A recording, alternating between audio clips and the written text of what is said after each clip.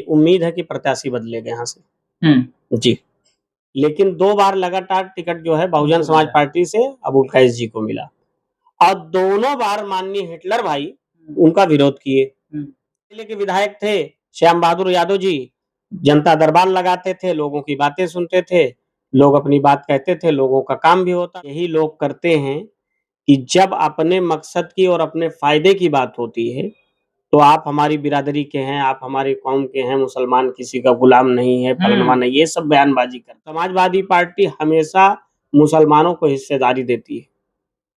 मुसलमान जी और बड़ी मजबूती से समाजवादी पार्टी के साथ इसी तरह के बयानबाजी करके ही तो बीजेपी को आगे बढ़ाते हैं ये लोग। जब तक ऐसी बात नफरत भरी बातें नहीं करेंगे समाज में तब तक कहाँ बीजेपी जीत। दोस्तों नमस्कार। इस वक्त हम उत्तर प्रदेश के आजमगढ़ जिले के फूलपुर पवई विधानसभा में हैं और हमारे साथ समाजवादी पार्टी से बिलोंग करते हैं मोहम्मद तालिब जी हैं।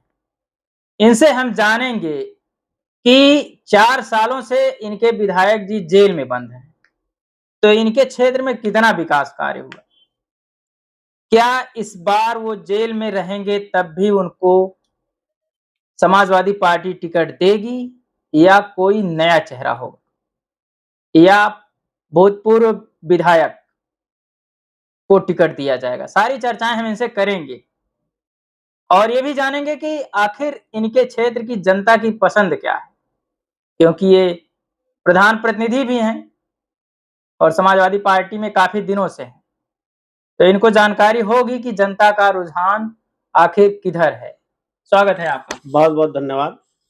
क्या कहेंगे, इस बार आपके विधायक जी लगभग पूरा कार्यकाल ही उनका जेल में बीत गया, तो काम धाम हुआ कुछ?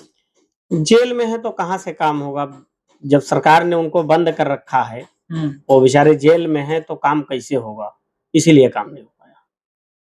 काम नहीं हो पाया। अब रहते बाहर तो भाग दौड़ करते, कुछ काम करते, लेकिन है नहीं, तो जब जेल में है तब कैसे काम होगा, काम नहीं हो काम पाया। नहीं हो पाया तो क्या जनता फिर से उन्हें चाहेगी? देखिए, जहाँ तक मेरा मानना है, पर्सनली मैं जहाँ तक सोच रखता हूँ कि जनता विकास के मुद्दे पर वोट देती है। जनता विकास के मुद्दे पर वोट देती है, बहुत जागरूक जनता हो गई है और लोग बहुत जागरूक हुए, आगे बढ़े, पढ़े लिखे। अब धीरे-धीरे लोगों के अंदर से भय, दहशत खत्म हो रही है। सही व्यक्ति को, काम करने वाले को ही चुनेगी। तो जहाँ तक रहेगी बात टिकट की और प्रत्याशी की, ये राष्ट्रीय नेतृत्व तय करता है और उम्मीदवार तो अनेक होते हैं। बहुत लोग टिकट माँगते हैं। कई लोग मांग रहे हैं यहाँ से। जी, बहुत लोग माँगते हैं।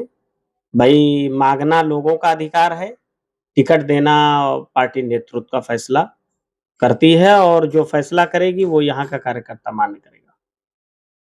यानी आपके विधायक जेल में हैं इसलिए कोई काम नहीं हो पाया। भाई जेल में रहते हुए आदमी कैसे काम करेगा?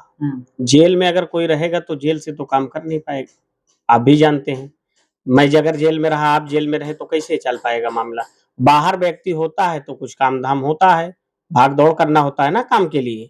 काम लाने के लिए, काम कराने के लिए तो उसमें भाग-दौड़ करना होता है। जी। क्या उम्मीद रहेगी इस बार? क्या लग रहा है आपको कि कौन होगा इस बार उम्मीदवार? क्या जेल से ही लड़ेंगे अगर जेल से नहीं छूटते हैं तब, या जेल से बाहर आएँगे तो क्या होगा? देखिए, कुछ कहा नहीं जा सकता क्योंकि पार्टी नेतृत्व जहाँ तक हम लोगों का विचार है और जाना-आना लोगों से सुन रहे हैं कि उम्मीद है कि प्रत्याशी बदलेगा यहाँ से। जी। प्रत्याशी बदलेगा। अभी आपने एक वीडियो में बताया कि ये हिटलर और अबुल कैस आपस में बैर करके यानी प्रत्याशी को हराने का प्रयास किया, उन्होंने विरोध किया, आंतरिक विरोध। तो क्या ऐसा नहीं लगता अगर प्रत्याशी बदले जाएं तो ये विरोध होगा? हिटलर भाई और कैस भाई की जहाँ तक बात है, 2007 में हिटलर भाई चुनाव लड़े थे। उस वक़्त माननीय अरुणकांत यादव जी जो है एमएलए हुए थे और हमारी पार्टी से, समाजवादी पार्टी से मिले थे और करीब 3000 के आस-पास मार्जिन से वो जीते थे। उसके बाद से 2 चुनाव हुआ। दोनों चुनाव अबुल कैस जी लड़े। मतलब हुआ तो टोटल 3 है, लेकिन 2 बार लगातार टिकट जो है बहुजन समाज पार्टी से अबुल कैस जी को मिला और दोनों बार माननीय हिटलर भाई उनका विरोध किए। खुलेआम नहीं किए, अंदर से किए। ये फूलपुर की महान जनता जानती है कि उन्होंने विरोध किया और उनको हराने का काम किया।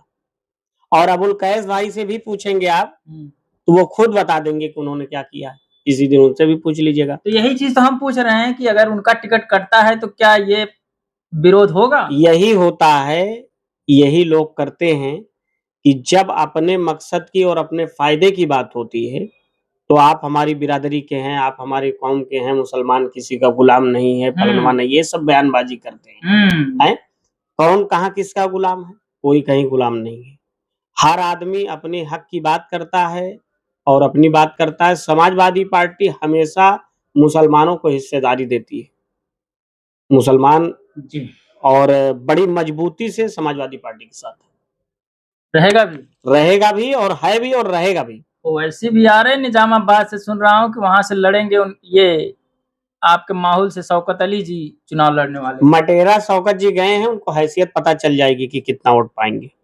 मटेरा यहाँ से भी ऐलान कर दिए कि यहाँ से भी मेरा प्रत्याशी। ऐसा है कि वो तो 200 सीटों पर लड़ने की बात कर रहे हैं। शौकत जी कह रहे हैं कि 200 सीटों पर चुनाव हम लड़ेंगे। ठीक है। होता ये है कि जहां जहां चुनाव होता है तहां तहां ये लोग जाते हैं और सिर्फ वोट डाइवर्जन का काम करते हैं, वोट काटने का काम करते हैं। वही वोट काट देते हैं जब चुनाव होता है तब जाते हैं, तभी जाते हैं। बिहार में, वेस्ट बंगाल में तो अपना मुख्यमंत्री बनाने वाले थे। इसी तरह के बयानबाजी करके ही तो बीजेपी को आगे बढ़ाते हैं ये लोग। जब तक ऐसी बात, नफरत भरी बातें नहीं करेंगे समाज में, तब तक कहां बीजेपी जीत पाएगी। आखिर क्यों? जबकि आप कह रहे हैं समाजवादी पार्टी हिस्सेदारी देती है जी मुस्लिमों को जी, और ये लोग सीधा, चाहे बहन जी हों, उनके पार्टी के अगर मुस्लिम कैंडिडेट हैं तो सीधा समाजवादी पार्टी को ही ये लोग टारगेट करते हैं। ये क्या वजह हो सकती है? जो व्यक्ति मजबूत होता है उसी के पीछे लगते हैं लोग। जो मजबूत होता है, हमारी पार्टी देश की तीसरी बड़ी पार्टी है। 37 सांसद हमारे हैं उत्तर प्रदेश से और एक एमएलए थे उनके, स्वर्गीय उमाशंकर जी, उनका देहांत हो गया है। 0 विधानसभा, लोकसभा सारी जगह शून्य बट्टा सन्नाटा में है बहन जी। और बाखूबी जनता जान चुकी है, हमारे दलित भाई भी जान रहे हैं कि ये मौसमी है।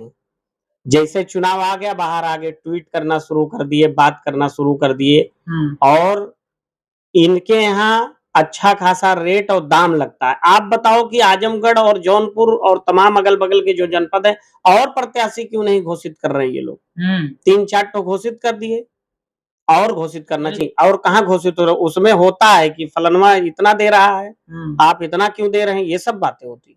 जब तक फाइनल नहीं होगा तब तक। हाँ, फाइनल होगा जी। योग्य कैंडिडेट दे तब कोई बात भी नहीं। योग्य कैंडिडेट की वहां कोई गिनती ही नहीं है। बसपा में और योग्य कैंडिडेट है, लेकिन देख ही रहे हैं नहीं होता है।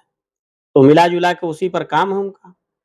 और कितना किसकी पोजीशन है और कितना जनता किसको प्यार और चाह करती है, ये तो खुद ब खुद समझ में आ जाएगा। सामने चुनाव होने दीजिए, रिजल्ट साफ हो जाएगा।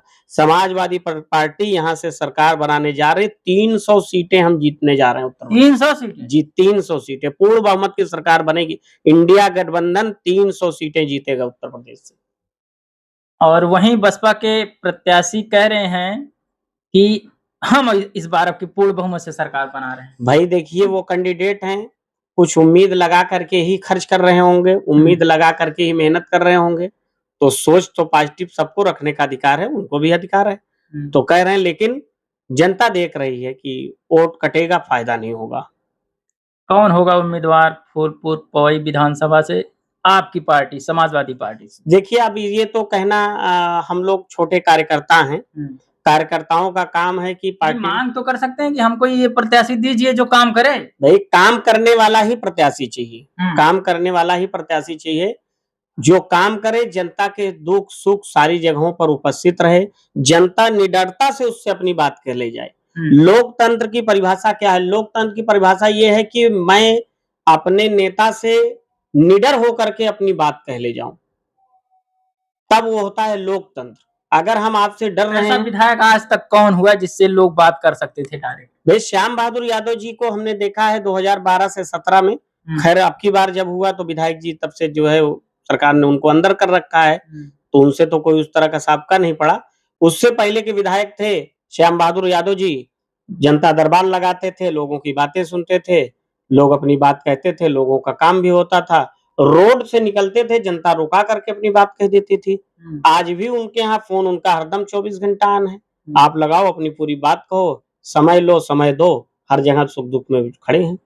तो काम करने वाले को ही जो है टिकट मिले, ये ये आपका इशारा श्याम बहादुर यादव की तरफ। भई हम अपनी बात, आपने पूछा कि काम करने वाला, मैं उस बेस पे आपसे बात कर रहा हूँ। बाकी ये कहने के लिए मैं अधिकृत नहीं हूँ कि जो है मैं किसको चाह रहा हूँ, ये देखिए हमारे आपसे संबंध है, हमको आप पसंद हैं, वो अलग बात है। लेकिन राष्ट्रीय नेतृत्व जिसको भी टिकट देगी और जिसको भी यहाँ से कैंडिडेट बना के भेजेगा, उसको स्वागत है।